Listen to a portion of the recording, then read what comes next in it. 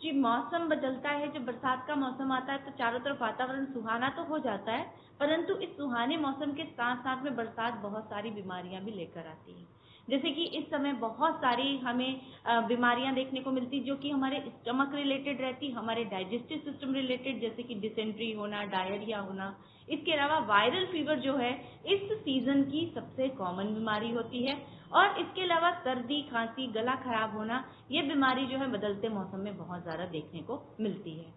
क्योंकि चारों तरफ पानी जमा हो जाता है, मच्छर, लार्वा, मक्खियों के बढ़ने के कारण जॉन्डिस जैसी बीमारी, पीलिया जैसा रोग जो है ये बहुत ज़्यादा देखने को मिलता है। टाइफाइड जो है, जो कि वाटर बॉर्न डिजीज होती है, इस मौसम में बहुत ज़्यादा देखने को मिलती है। इसके अलावा स्किन इन्फेक्शन, फंगल इन्फेक्शन जैसी प्रॉब्लम जो होती है इस मौसम में देखने को मिलती है। तो इस समय बिल्कुल हमें अपने खान पान में विशेष रूप से ध्यान देने की ज़रूरत होती है, क्योंकि मौसम के बदलने के साथ साथ हमारे शरीर का टेम्परेचर भी बदलता है और हमारी जो तासीर भी बदलती है। तो उस समय हमें अपना खाना जो है बिल्कुल सुपाच्य रखना चाहिए, हमें बहुत ऐसा खाना खाना चाहिए जो कि ईजिली डाइजेस्ट हो सके और खाने को हमें बिल्कुल ताज़ा खाना है, हमें बासी खाना इस समय अवॉइड करना चाहिए।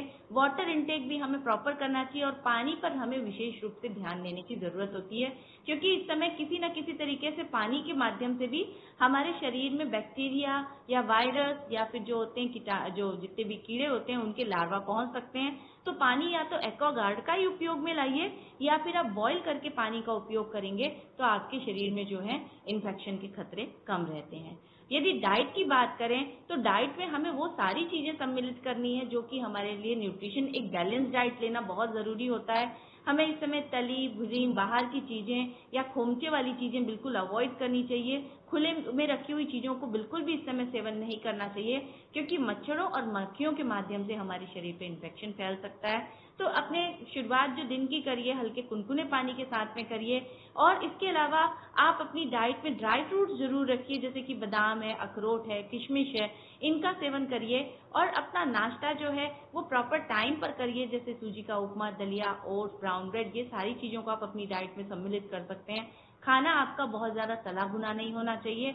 आप अपनी डाइट में सीड्स को भी ज़रूर से सम्मिलित करिए, जैसे फ्लैक्स सीड्स, सनफ्लावर सीड्स और पंपकिन सीड्स, जो एंटीऑक्सीडेंट की तरह काम करते हैं और हमारे शरीर में पाए जाने वाले जितने भी फ्री रेडिकल्स को ये बाहर निकालने में मदद करते हैं। लंच हमें समय पर करना है, लंच भी हमारा बहुत कॉम्प्लिकेटेड नहीं होना चाहिए। हमें whole grains, brown rice, white rice भी खा रहे हैं तो कोई प्रॉब्लम नहीं। दाल, दही, विटामिन सी के लिए हम फल भी खा सकते हैं और फल कम से कम हमें 2 सर्विंग अपनी दिन भर की डाइट में रखना चाहिए।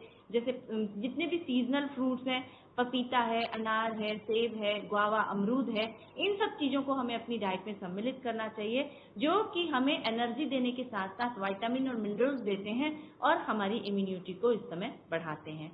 रात का खाना आप अपना हल्का रखिए और कोशिश करिए कि कभी यदि किसी तरीके की बीमारी से आप ग्रसित हैं तो उस कंडीशन में आप अपना खाना हल्का, जैसे दलिया, खिचड़ी जैसी चीज़ों को सेवन करिए।